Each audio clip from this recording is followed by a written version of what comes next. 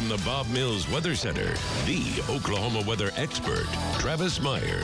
All right, there's a picture of me, but it's going to be a picture of Aaron Reeves, one of our newest meteorologists, that's going to be joining me this Wednesday for Wild Weather Wednesday at 1:30.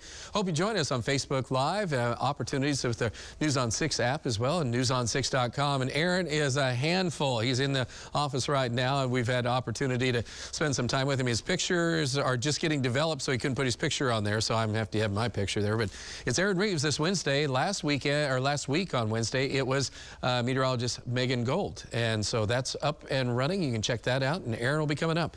Speaking of checking it out, ozone alert is in effect for tomorrow. Our ozone numbers continue to rise at this time, and the unfortunate thing is there's just been a lot of ozone, and this is not even an ozone alert day, so it has been an interesting afternoon. In fact, new number literally just coming in at 100.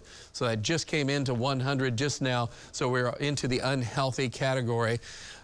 So be it. All right, so now we're going to talk about 100-degree days. So far, here's the tally. In June, we had 2. We're up to 12 now in July. What's going to happen in August and September? I don't even want to talk about it.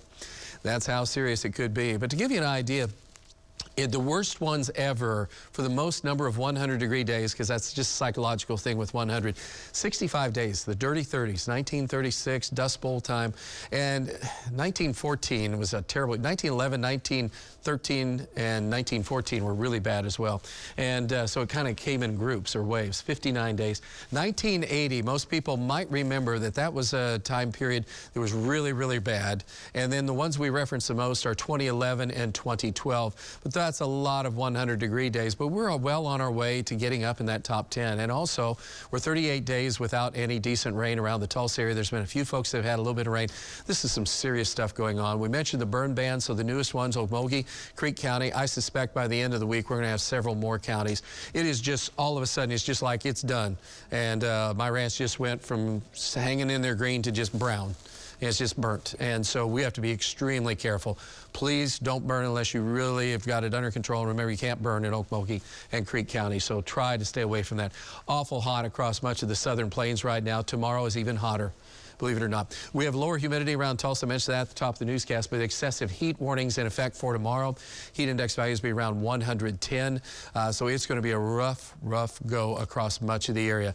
And we're looking at tonight, really temperatures are not cooling off very fast, which they won't because we're in the middle of summer. But these are serious temperatures, and tonight we'll see a little bit of a drop off into the 70s. Might make it into a few upper 60s across the northern side just because the air is a little bit drier, mid 70s south. And then as we go through the daytime hours tomorrow, we could be nearing 110 in several locations from Tulsa to the west-southwest. Do not be surprised if Tulsa hits 110. Then as we look on into Wednesday morning, we're in the 80s, and we could be as warm as 85 in the heart of Tulsa. This is awful, and you don't get to cool off. Isolated thunderstorms mainly in the southern half of our viewing area. And again, we have about a 10% coverage. Notice the temperatures Tuesday and Wednesday are the same. Thursday's almost the same. A few clouds, about the only thankfulness that we'll have to say thank you for. Friday is still hot, and the extended forecast continues to be the same. No moisture to speak of. Isolated storms at best over the next 10 days. Full of negative news. So what's the good news? Well, at least the humidity values are not that bad.